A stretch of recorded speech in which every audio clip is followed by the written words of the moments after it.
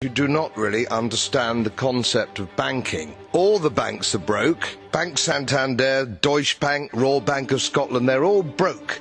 And why are they broke? It isn't an act of God. It isn't some sort of tsunami.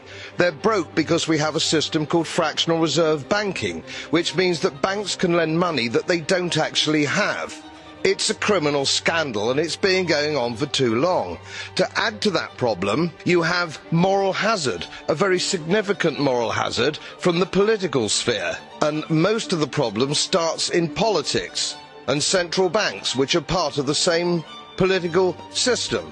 We have counterfeiting, sometimes called quantitative easing, but counterfeiting by any other name. The artificial printing of money, which if any ordinary person did, they'd go to prison for a very long time. And yet governments and central banks do it all the time. Central banks repress the amount of interest that rates are, so we don't have the real cost of money.